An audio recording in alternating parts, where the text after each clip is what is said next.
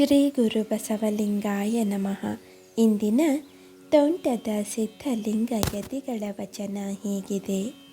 ಲೋಕದ ನಚ್ಚು ಮಚ್ಚೆಂಬ ಕಿಚ್ಚೆದ್ದು ಸುಡುತ್ತಿದೆ ನೋಡ, ನಿಶ್ಚಿಂತ ನಿರಾಳವೆಂಬ ನೀರ ನೆರೆಯಲು ಆ ಕಿಚ್ಚು ಕೆಡುವುದು ಕಾಣ. ಮಹಾಲಿಂಗ ಗುರು ಶಿವಸಿದ್ದೇಶ್ವರ ಪ್ರಭುವೆ.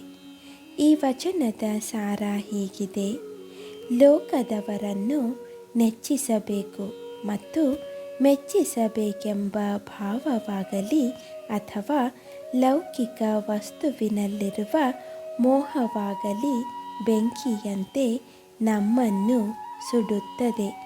ಲೌಕಿಕವಾದುದನ್ನು ಚಿಂತಿಸದೆ ನಿರಾಳವಾಗಿರುವ ಮನೋಭಾವವನ್ನು ಬೆಳೆಸಿಕೊಂಡರೆ ನೀರು ಬೆಂಕಿಯನ್ನು ನಂದಿಸುವಂತೆ ಅದು ನಮ್ಮ ಮೋಹಾಗ್ನಿಯನ್ನು ಶಾಂತಗೊಳಿಸುವುದು. ಆದ್ದರಿಂದ ನಿಶ್ಚಿಂತ ನಿರಾಳ ಭಾವವನ್ನು ಅಳವಡಿಸಿಕೊಳ್ಳಬೇಕೆಂಬುದು ಈ ವಚನದ ಅರ್ಥವಾಗಿದೆ.